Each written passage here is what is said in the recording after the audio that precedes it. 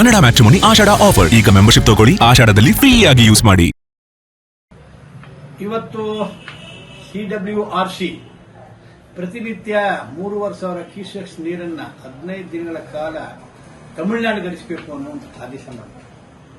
ಈ ಆದೇಶ ಅವೈಜ್ಞಾನಿಕವಾದ್ದು, ಕರ್ನಾಟಕದ ರೈತ ಸಮುದಾಯದ ತೀವ್ರವಾಗಿ ಖಂಡಿಸುತ್ತೆ. ಕರ್ನಾಟಕದಲ್ಲಿ 157 ತಾಲೂಕು ತೀವ್ರ ಬರವಿದೆ.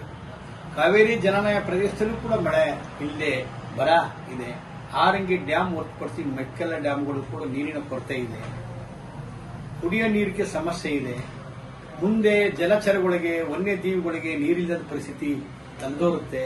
ಬೆಂಗಳೂರು ನಗರಕ್ಕೆ ನೀರು ಪೂರೈಸಕ್ಕಾಗದಂತ ಪರಿಸ್ಥಿತಿ ನಿರ್ಮಾಣ ಆಗಿದೆ. ಇಂಥ ಸಂಕಷ್ಟ ಇದ್ದಾಗ ತಮಿಳುನಾಡಿಗೆ ನೀರರಿಸಿ ಅಂತ ಆದೇಶ ಮಾಡುವಂಥದ್ದು ಸೂಕ್ತವಲ್ಲ. ಇದು ತಪ್ಪು ನಿರ್ಧಾರ, ಇದು ಅವೈಜ್ಞಾನಿಕ, ಇದು ಜಾರಿಗೆ ತರಲಾದಂಥ ಆದೇಶ. ರಾಜ್ಯ ಸರ್ಕಾರ ಬದ್ಧತೆಯನ್ನು ತೋರಿಸಬೇಕೀಗ. ನಮ್ಮೆಲ್ಲ ಪಕ್ಷಗಳು ಕೆಸರಾಟ ಆಡೋದು ಬಿಟ್ಟು ಒಂದು ದನಿಯಿಂದ ಕೂಗಬೇಕು. ಎಲ್ಲಾ ಪಕ್ಷಗಳು, ಸಂಘಟನೆಗಳು ಒಂದಾಗಿ ಒಂದು ದನಿಯಿಂದ ಮಾಡಿ ರಾಜ್ಯದ ರೈತರ ಹಿತಾಸಕ್ತಿಯನ್ನು ಕಾಪಾಡಕ್ಕೆ ನಾವು ಕಟಿಬದ್ಧವಾದ ನಿರ್ಧಾರವನ್ನು ಮಾಡಬೇಕು. ಈ ಸಂಬಂಧ ಒತ್ತಾಯನೂ ಕೂಡ ನಾವು ಏರಬೇಕು. ಜೊತೆಗೆ ಇದ್ರ ಮೇಲೆ ಅಪೀಲು ಹಾಕಬೇಕು. ಕಾವೇರಿ ನಿರ್ವಹಣಾ ಮಂಡಳಿ ಮುಂದೆ ಅಪೀಲ್ ಹೋಗಬಹುದು, ಸುಪ್ರೀಂ ಕೋರ್ಟ್ಗೂ ಅಪೀಲ್ ಹೋಗಬಹುದು. ತರಾತುರಿಯಲ್ಲಿ ಯಾವುದೇ ನಿರ್ಧಾರ ಮಾಡಬೇಕಾದಂತ ಅವಶ್ಯಕತೆ ರಾಜ್ಯ ಸರ್ಕಾರದ ಮುಂದೆ ಇಲ್ಲ. ರಾಜ್ಯ ಸರ್ಕಾರ ಕಠಿಣ ನಿಲುವನ್ನು ತಗೊಂಡ್ರೆ, ನೀರು ಬಿಡಲ್ಲ ಅಂತ ಇದ್ರೆ ನಮ್ಮ ರೈತ ಚಳವಳಿ ಅದ್ರ ಪರವಾಗಿರುತ್ತೆ. ಎಲ್ಲಾ ಪಕ್ಷಗಳು ಪರವಾಗಿರಬೇಕು ಅಂತ ನಾವು ಹೇಳ್ತಿದ್ವಿ. ಒಂದು ಪಕ್ಷ ರಾಜ್ಯ ಸರ್ಕಾರ ರೈತರ ಹಿತವನ್ನ ಕಾಪಾಡಲ್ಲ ಅಂದ್ರೆ ದೊಡ್ಡ ಚಳುವಳಿಯನ್ನ ಮಾಡಬೇಕಾಗುತ್ತೆ. ಈ ಸಂಬಂಧ ಈ ತೀರ್ಮಾನವನ್ನು ವಿರೋಧ ಮಾಡಿ ನಾಳೆ ರಾಜ್ಯಾದ್ಯಂತ ರೈತ ಸಂಘ ಎಲ್ಲಾ ಜಿಲ್ಲೆಗಳಲ್ಲೂ ಕೂಡ ಪ್ರತಿಭಟನೆ ಮಾಡಬೇಕು ಅಂತ ಕರೆ ನೀಡಿದ್ದೀವಿ.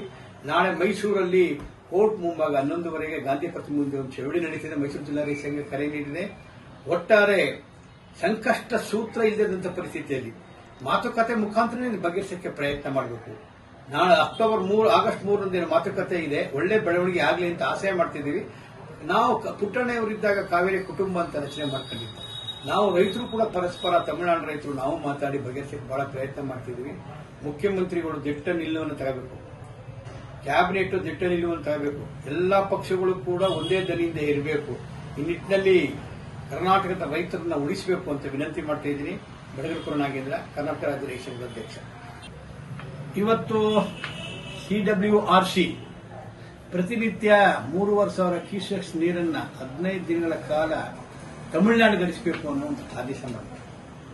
ಈ ಆದೇಶ ಅವೈಜ್ಞಾನಿಕವಾದ್ದು, ಕರ್ನಾಟಕದ ರೈತ ಸಮುದಾಯದ ತೀವ್ರವಾಗಿ ಖಂಡಿಸುತ್ತೆ. ಕರ್ನಾಟಕದಲ್ಲಿ 157 ತಾಲೂಕು ತೀವ್ರ ಬರವಿದೆ. ಕಾವೇರಿ ಜಲಾನಯ ಪ್ರದೇಶದಲ್ಲೂ ಕೂಡ ಮಳೆ ಇಲ್ಲದೆ ಬರ ಇದೆ. ಆರಂಗಿ ಡ್ಯಾಂ ಹೊರತುಪಡಿಸಿ ಮೆಕ್ಕೆಲ್ಲ ಡ್ಯಾಂಗಳು ಕೂಡ ನೀರಿನ ಕೊರತೆ ಇದೆ. ಕುಡಿಯೋ ನೀರಿಗೆ ಸಮಸ್ಯೆ ಇದೆ. ಕನ್ನಡ ಮ್ಯಾಟ್ರಿಮೋನಿ ಆಷಾಢ ಆಫರ್. ಈಗ ಮೆಂಬರ್ಶಿಪ್ ತಗೊಳ್ಳಿ, ಆಷಾಢದಲ್ಲಿ ಫ್ರೀ ಆಗಿ ಯೂಸ್ ಮಾಡಿ.